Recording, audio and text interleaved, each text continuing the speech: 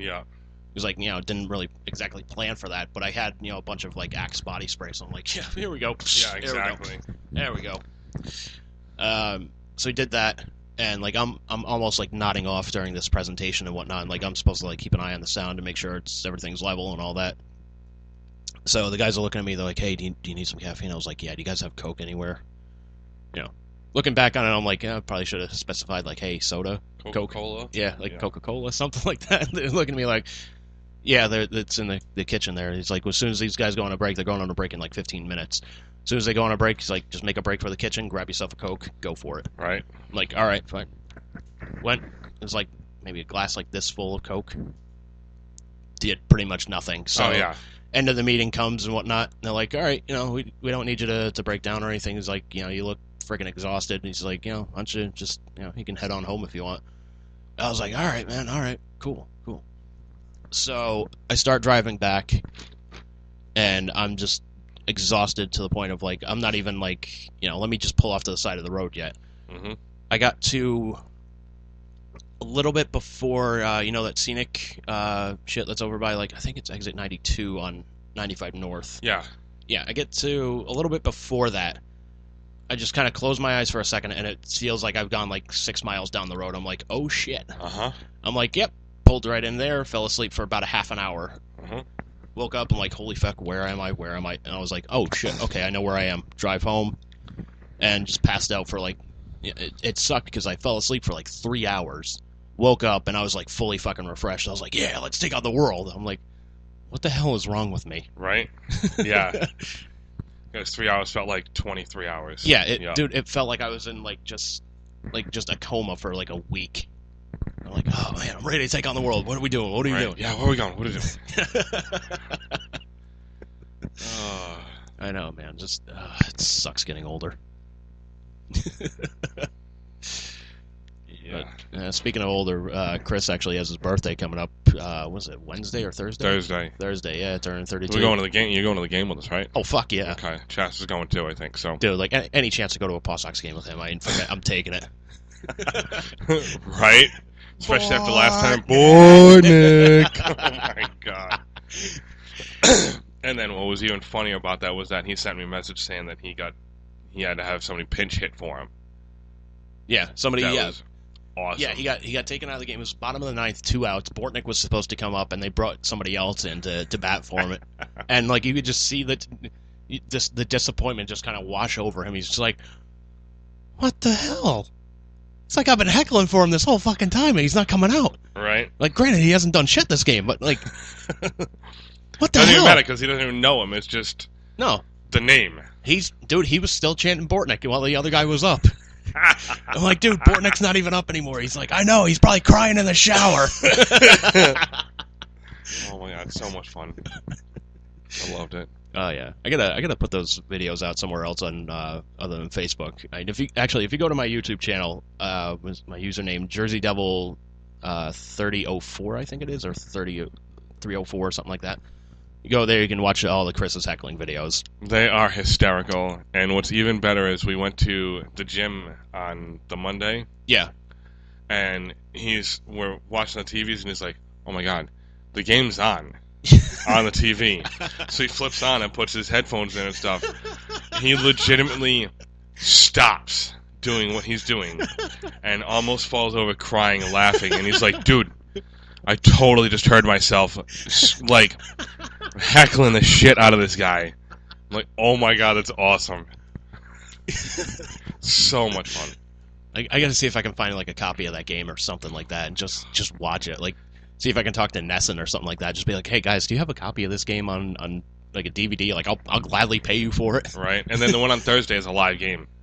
Oh, it's gonna be fun. Yep. Set your DVRs, people. Yeah, I think Chas is gonna go too, so I'm gonna go pick her up on the bike. Nice. Yeah, 'cause parking's kind of a bitch down there. It is. So I enjoy being able to take the bike and just be like, oh, go in the parking lot and find a 2x2 spot. Yeah, like a nice little corner there. Yeah. But speaking of bikes, we put close to 700 miles on the bike last weekend. Jeez. Yeah, just driving up to like New Hampshire and whatnot. Yeah, that was crazy. Hey. still, man, summertime in New Hampshire, fucking beautiful time to ride a bike. Oh, it was beautiful. It was very warm. Yeah. But it was nice. We did, went up the Mount Washington Auto Road. All right, yeah. That was scary. Yeah, I never, like, went to Mount Washington when I was up there. Like, the farthest north I ever went was, West Lebanon, but that was, like... That's not that far up, is it? No. That's pretty far up. That's, like, from, like, Nashua is, like, a 2-hour drive. Oh, yeah. So, that's right. You do, like... What was that, 89, right? White River Junction or something like that you go through? Yeah. Yeah. Yeah, you take 89 that's up there. Right. Because my buddy Matt used to, he went to nursing school up there. Yeah, freaking Powerhouse Mall. Ugh, I hated that place. I went up there it was like a 3.5 hour ride it took me to get up there. I left after work, got up there, and by the time I got up there, he had already been partying all day long. Jeez. So, like, we sat there and did shot to Jack. And I probably had 10 or 12 shots with him. He probably already had 8 to 10 before I had gotten there. Jesus. Had a couple beers. I don't know how he cooks chicken on the grill without falling in the grill. And then it was like, oh, let's go out. We're going to go out to the bar, blah, blah. I find him 5 minutes later, stuffed in his bed. And it's like 9 o'clock at night. I'm like, dude, I've been up here like 2 hours. Yeah. So whatever. Like, I hung out with one of his roommates in the quadrant for like an hour, watched TV, and then went outside, hung outside for a few, and then went back in and crashed. Jeez, man. Got up the next morning, had breakfast, and then took the ride home. I don't care. He used to live up in Haverhill, Mass, which is 3 minutes from the New Hampshire border. Yeah. You know, yeah. Right by Plaistow. And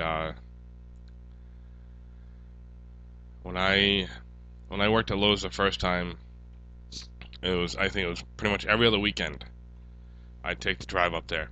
We'd go up there and go party at a bar or just party there or some of that and whatever. Yeah. Obviously before he had kids and had a ton of responsibilities and stuff like that and whatnot. Yeah. And it's funny, he moved an hour closer and it was once every 3 months I was up there. That's kind of fucking weird. Yeah, it was just different schedules, so. Yeah. But still had a blast. But yeah, New Hampshire, I love New Hampshire.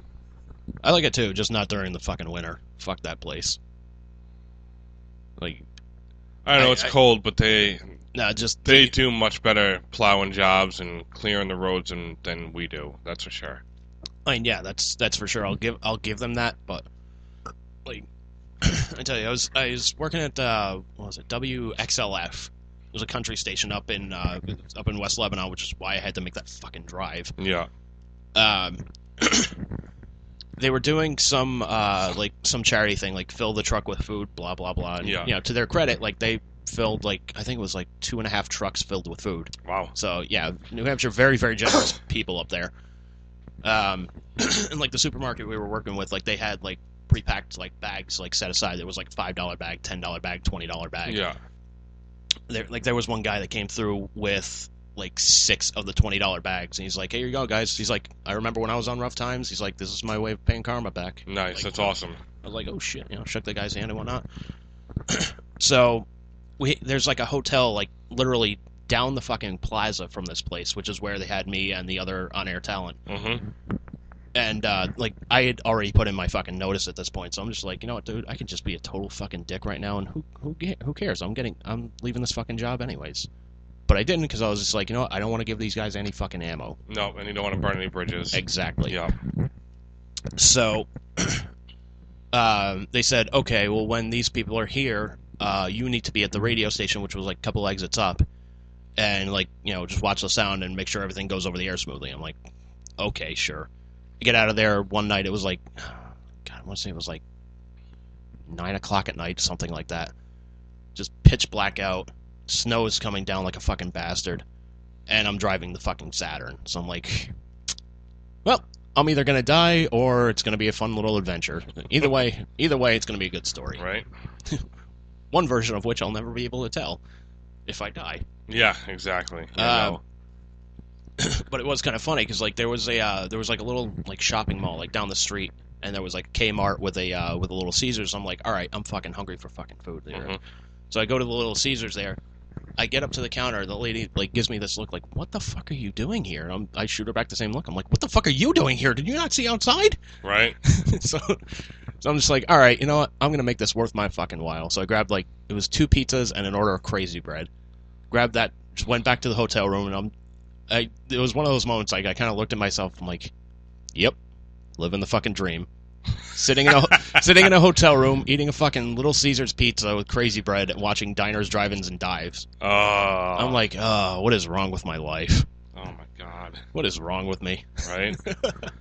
But just on the way back, like my car is just going like, straight, swerve a little fishtail, still kind of keep control over it. Like I'm not going any faster than like 15, 20 miles an hour on the fucking highway. You can't. Literally can't. Nope. I was just like, my god, man, this fucking sucks. I was up there one year. Me and my buddy Joe, I believe we had my black pickup, so it was just a rear-wheel drive truck. Yep.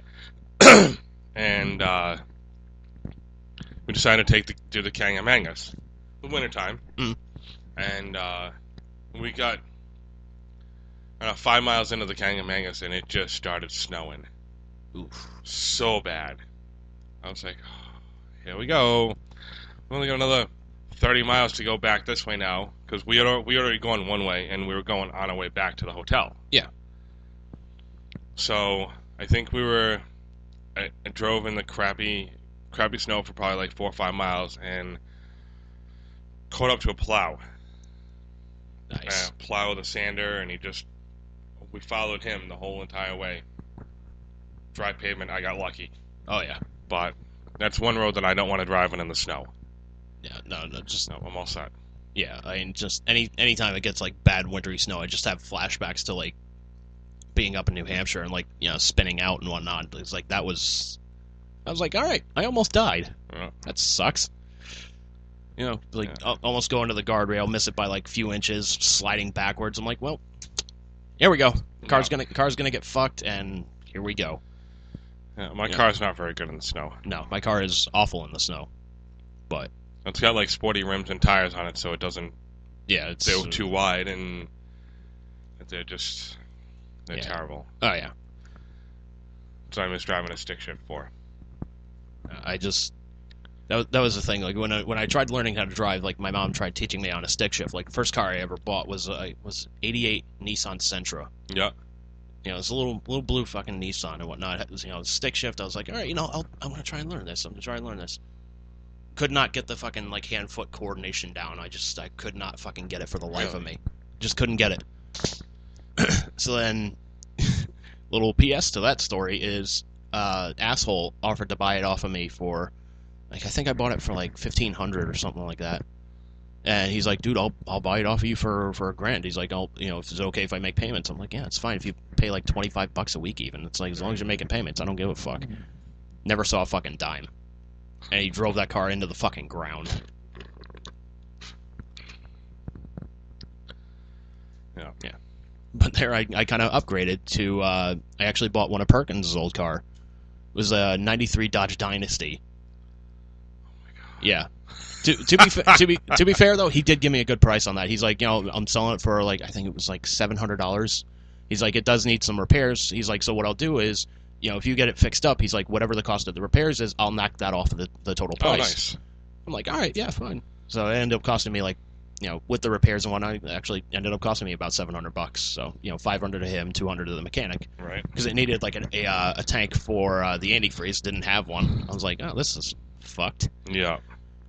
And then I think there was something else, but it was kind of weird because like I was cleaning out the fucking car one weekend because I'm just like, all right, it's whatever.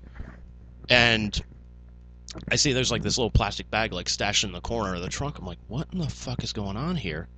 Yeah, I think you know this one, right?